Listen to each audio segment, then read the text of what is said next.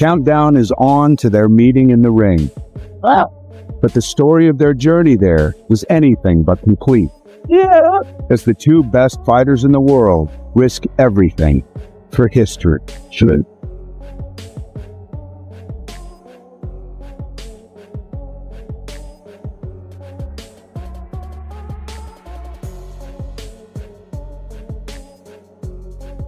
Is there a fighter in the world that can beat Bud Crawford? I ain't came across him yet. Everything happened for a reason, and I truly and firmly believe the reason for me to be in this situation right now is to become 3-time undisputed champion of the world. I'm here in boxing to make history, and winning for me means a lot in this fight because he's one of the best in the last 15 years. He accomplished a lot and I accomplished a lot, and I think it's a perfect match. I was excited, but I wasn't like, oh, I beat Spence, oh, I did it. It was something that I already knew was gonna happen. I just needed the opportunity to show everyone. He is willing to take a risk. This is literally uncharted territories for Terence Crawford. I don't care. He can weigh 200. That's gonna be bad on him. Don't let anyone tell you that the weight doesn't matter. It makes this a monumental accomplishment for Crawford. Putting on muscle don't actually mean that you're gonna be slower, but you punch a little harder. Now I feel it. It's different. When we spar, it's a whole different. But now he got the power. He's always had power, but now it's a different power, man. And he still got the speed and the movement and agility is crazy, man. So his movement ain't nothing changed, man. They gonna see. They gonna see, man. I wish it was September 12th right now. It'll be tomorrow. But we got 2 weeks. We got 2 weeks from tomorrow. Everybody's gonna see. It's gonna be groundbreaking. It's gonna be something like spaceship landed on Earth. Crawford's sparring partner insists something feels very different this time. His movement is sharper, his attacks quicker, and his rhythm harder to read, with Canelo walking straight into that storm. His coach, Brian Bomac McIntyre, reinforced that confidence, calmly stating everything is on point. The weight, the legs, and the mindset, all fine-tuned with nothing left to chance. This isn't just Crawford stepping into the ring. It's a team that believes destiny is already in their corner, reminding everyone that on fight night, size alone won't decide the outcome. Canelo is a smart fighter. Like, people are more concerned looking at the size, but Canelo is an intelligent boxer. There's always a method to what he's doing. So let me just make that clear. We're not going in there just looking at size. Canelo is smart. Canelo set traps. He has good timing, solid defense. You know what I mean? And, you know, it's respect given to Canelo and everything that he's accomplished. He's seen every style. He's overcome a lot of obstacles that he's been faced with. So I don't want the narrative, you know, I see that the narrative is size, but Canelo is a smart fighter in his own right. However, like I told you before, our IQ, our toolbox, same situation I told you last time. Picking the right tool at the right time is going to beat this guy. We're prepared for every situation possible, whether it's on the rope, center of the ring, wherever you want to put it. We're prepared for any and every situation. Crawford's camp understands how dangerous Canelo is, not just physically but mentally. His timing, traps, and defensive skills can break fighters long before the knockout comes. But Coach Spikes insists they've prepared Crawford to be even smarter, turning this battle into a chess match where one tactical slip could flip the entire fight. To him, this isn't muscle versus muscle, it's IQ versus IQ, and Fight Night has the power to rewrite boxing history in unexpected ways. About what he's doing, he's doing the right thing to get the best guys to try to get him prepared. I mean, he should be taking Bud serious. I hope he's not taking Bud lightly.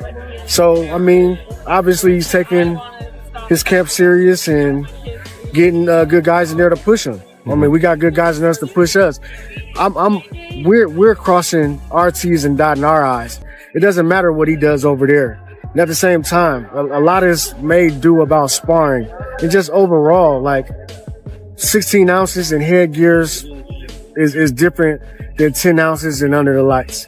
So with that being said, I'm not concerned about, in our team, we're not concerned about who we sparring with, this and that and other. That's why I made the joke on Twitter. Well, I hope the odds swing in his favor since he's working with Boots and everybody think that that's such a huge advantage for him. Okay, so I was just making a little joke about it, and I'm serious at the same time. For Crawford's team, it doesn't matter who stands across the ring. What matters is knowing themselves and trusting the preparation. Under the bright lights, there will be no excuses, no shortcuts. Training is one thing, but the truth only shows inside the ropes. Coach Spike spoke with the calm confidence of someone who trusts his system, making many believe Crawford is already a step ahead. And as the conversation shifted to history, one reminder stood out. In boxing, skill has the power to erase size. But these type of fights, it's usually people look at it as like the smaller fighter usually has to box and move. A lot of people draw comparisons to like Leonard and Hagler or any type of other fighter moving up. And the big key of it is speed. Is there truth behind all that? I know that speed's always a component of it, but more than normal because of the fact that... I'm going to say styles make fights. Styles make fights. Littler guys with more skill have beaten bigger guys over the years. Like it's happened. Like you said, Sugar Ray Leonard and Marvin Hagler. You could say when Michael Spinks moved to heavyweight, he was a light heavyweight champion. Evander Holyfield was a light heavyweight cruiserweight champion. Usyk is a smaller guy. It's not a natural, he's grown into the weight now, but he's beating bigger guys with his boxing skill. It goes on and on. The skills pay the bills at the end of the day. It's just about being prepared, having a good game plan, and having the right dog in the race. You know what I mean? And that's... From Leonard to today, the story has always echoed the same truth. Giants can be troubled by smaller, smarter men. Spike reminded everyone, it's not math. Be brave. Know when to act, and be skilled. While Canelo's size and strength break the rules of reach and weight, Crawford isn't stepping in just to fight. He's stepping in to rewrite the story. History proves that with the right tools, underdogs can topple giants, and now that shadow hangs over Canelo. Still, Spike admitted that fighting is never easy, because every battle carries its own risks and sacrifices. It was a tricky style. He did a lot of feints. He wasn't committing. He was very patient. This is a completely different style from what Canelo's going to bring. So, Mazamov gave us a little bit of difficulty. He came to win. He came prepared. But we overcame the obstacle, and that's just that. That's in the past, and, we're looking. Because Madrimov was tricky, Crawford's camp had to adjust, sharpen, and refine every detail. What seemed like a problem turned into a lesson, a reminder that true success comes through solving challenges, not avoiding them. That experience, Spike argued, only made Crawford stronger and more prepared for what lies ahead. Canelo won't waste time feeling things out. He'll bring pressure, and Crawford's real preparation will be tested in that fire. Spike hinted that the storm they've trained in is only a preview of Fight Night's chaos. And when the talk shifted to Canelo's past defeats, Spike didn't sugarcoat his words, he laid it out plainly. I can't say. I can't get into that. But I'm going to say that I love Bivol. I love Dimitri Bivol. He's one of my favorite fighters. He lost to a hell of a fighter. He lost to a future Hall of Famer. And, that's just that. There's nothing I can really say about that. He didn't lose to a regular guy. He lost to a pound for pound elite fighter and a bigger guy at that. So, that's not much that I can really say about that. But as far as his improvements, he's shown some things, but, you'll see us exploit him on Fight Night. Spike reminded everyone that yes, Canelo has lost, but those defeats came against greatness, not weakness. He respected Canelo's growth since then, but stressed that respect doesn't mean fear. Every adjustment Canelo has made over the years, Spike argued, will now serve as opportunities for Crawford to exploit. This fight isn't about history, it's about who controls the present, and Spike suggested Crawford could very well be that man. Finally, he dismissed one major misconception: the fight isn't just about size. He was 14, 15 years old. So size doesn't matter. You know what I mean? It's a skill. It's what you got up here and it's what you got here. Everything else will fall into place. Spike shut down the idea that size would decide the fight, reminding everyone that Crawford had been breaking bigger men since his teenage years. For him, the heart and mind matter more than the scales, and he warned that Canelo's weight wouldn't save him once Crawford's skills took over. To make it even more chilling, Spike hinted that sometimes the smaller man is the one who lands the heavier punches, and before leaving the room, he left Canelo with a cold, unsettling promise. Sure. Canelo is going to feel his power. Canelo is going to respect Bud Crawford. He's not going to be able to just walk through him and whatever he thinks. You know what I mean? Bud is a very strong fighter. He's a very good puncher. And like I said before, this is going to be the key in this. Punching power, speed, timing, all that's good. But it's a mental game. This is what's going to carry us through that night. Nelson painted Crawford as more than just a challenger. He described him as a warrior entering the ring with nothing held back, fully prepared for this moment and this weight.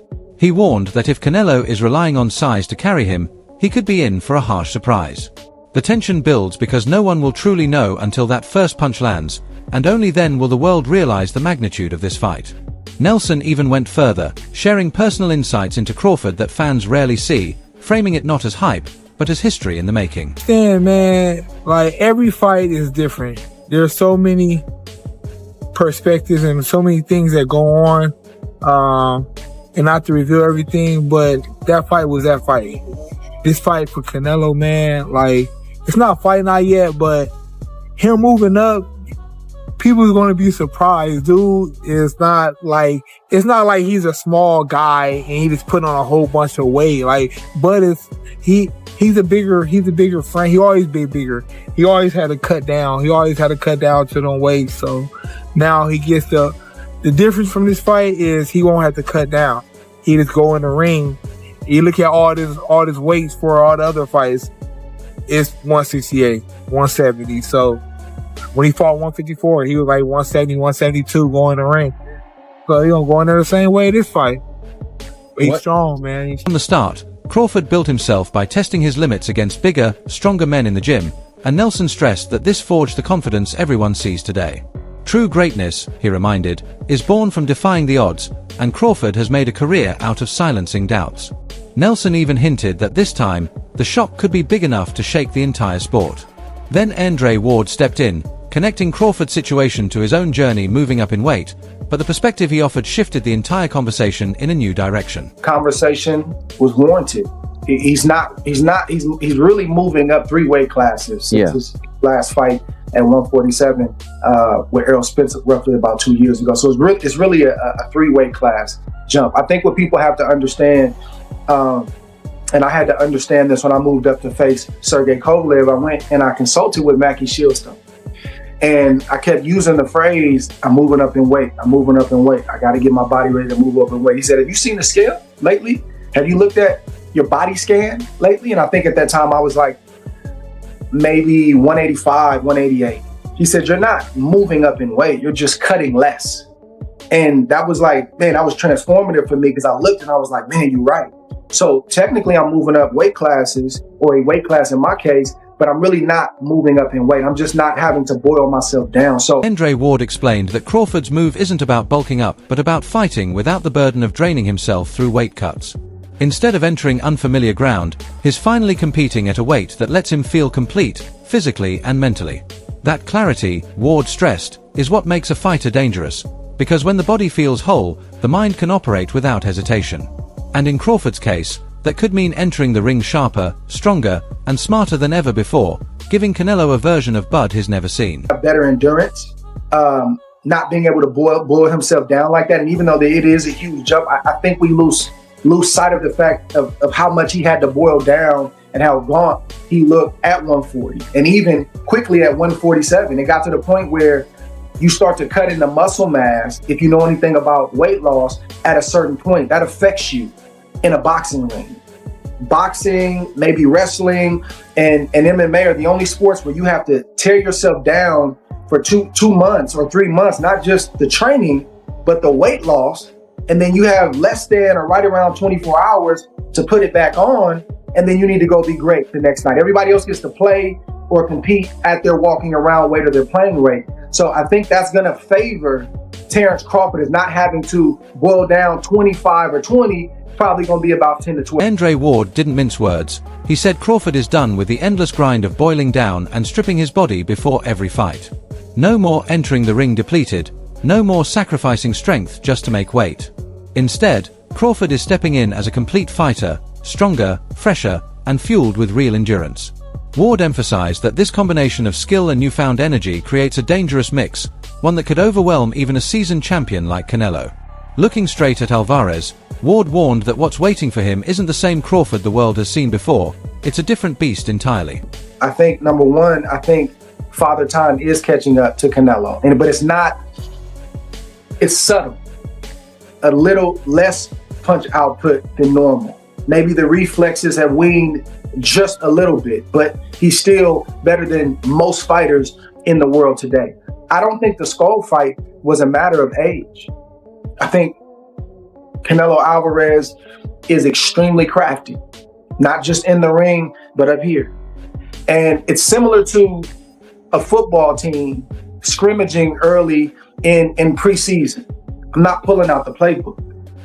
I'm gonna give you some mundane vanilla plays. We'll run some power left or some power right. We'll do a couple of slants. We'll show a little bit, but when we play you in the season, it's not going to be the same guy that you saw. So if people think that they're getting the Canelo Alvarez that fought Scrub, they're sadly mistaken. I think Canelo did just what he had to do. But when you face a real threat and you're a great fighter, you elevate mentally, psychologically, physically, because you have to. Canelo Alvarez is going to be... Adam Smith stepped in with the weight of years spent calling some of boxing's biggest nights. He reminded everyone that the line between greatness and decline is razor thin, and fighters of Canelo's caliber know how to dance on it better than anyone. In his view, just because Canelo has looked slower at times doesn't mean he's finished. It could simply mean he's saving that extra gear for the right moment. Smith warned that September may reveal a Canelo we've never seen before, a version sharpened by pride and legacy. For Crawford, that means he won't just be fighting the man he studied on tape, he'll be facing a reinvention, one that could shift the entire balance of the fight. I think Canelo, obviously the Mexican machismo that holds all the super middleweight titles, nearly 70-odd fights. He's been phenomenal. I think he's 35 now. But for Terence Crawford, he has definitely gone under the radar. 4-weight world champion, 41-0, 31 knockouts, a southpaw who's got IQ and speed and craft. I think it's a fabulously interesting matchup, the two of them, because you've got the big guy, the strong super middleweight, really cultured, wonderful fighter in Canelo, but is he just slightly, ever so slightly, fine margins past his peak? And you've got Crawford, who needs this fight as is coming out. Adam Smith didn't flinch when asked the question that lingered in everyone's mind. Could Crawford really pull it off? He admitted that the task was monumental, almost bordering on impossible. Yet history has shown that the sport's greatest moments often come when the impossible is challenged. Smith painted Crawford as a man daring to climb a mountain no one else would attempt, while Canelo stood as the immovable force guarding his throne. He said Crawford's path to victory lies not in brute strength but in perfect execution, flawless discipline, and the ability to exploit the smallest of openings. And if he does, Smith noted, it won't just be a win, it will be one of the defining shocks in boxing history. Huge step again in weights, but I think he's got the speed, I think he's got the know-how, I'm sure we'll talk about it more next week, to cause problems for Canelo. And I think that Robert Garcia didn't dress his words with comfort. He laid the danger bare. He explained that Crawford may have the speed, the IQ, and the adaptability, but those tools don't erase the reality of Canelo's size, strength, and championship experience at 168. Garcia stressed that moving up isn't just about skill, it's about enduring the grind of bigger punches, stronger clinches, and a body built for a heavier division. He admitted Crawford is special, maybe even generational, but against Canelo the margin for error is razor thin. One mistake, Garcia warned, could end the fight. It wasn't doubt, it was reality, and it left fans with a chilling reminder that brilliance doesn't always beat power. Canelo's last few performances, he's looked slow, flat-footed, looking for one punch at a time.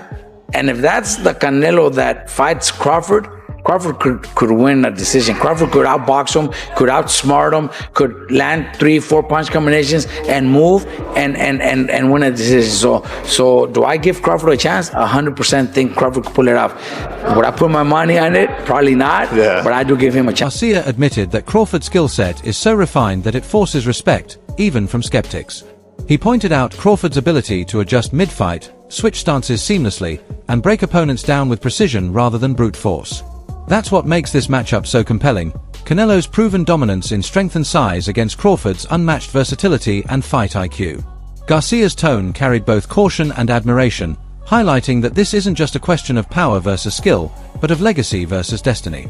That balance, he suggested, is what makes September feel less like a prediction and more like an unfolding chapter of boxing history. If it's 168, that he's been fighting there. He went and collected all the belts at that weight class. Crawford, of course, Crawford has a chance. He has a big chance, being one of the pound-for-pound fighters of the world. But it's just the advantage of being there first. You know what to expect in that weight class. Crawford's coming off a 154 fight that he fought last year. So I really don't consider him even a 154. He's been fighting at 147 for a while. He had that one fight at 154, and then he stopped fighting for a year again. So, of course, he's probably been training, again, high-class fighter. But to be comfortable at 168, you're going to have to do some fights in there. And going in there fighting the undisputed champion. Choosing sparring partners like Gironandes may add drama to the build-up as much as it adds to the training, with Fedora questioning if Canelo really needs the flash that comes with switch-hitting styles, hinting it's as much about psychology as strategy. At its core, though, this battle is far bigger than belts. It's about legacy. Canelo Alvarez brings the weight, power, and proven dominance at 168 pounds, but Terence Crawford carries speed, IQ, and the hunger to shock the world. That balance makes September more than just a fight. It could be a true turning point in boxing history. So what do you think? Does Canelo still have what it takes to rule at 168, or will Crawford's sharpness rewrite the story? Share your thoughts in the comments below, and don't forget to like and subscribe so you never miss what's coming next.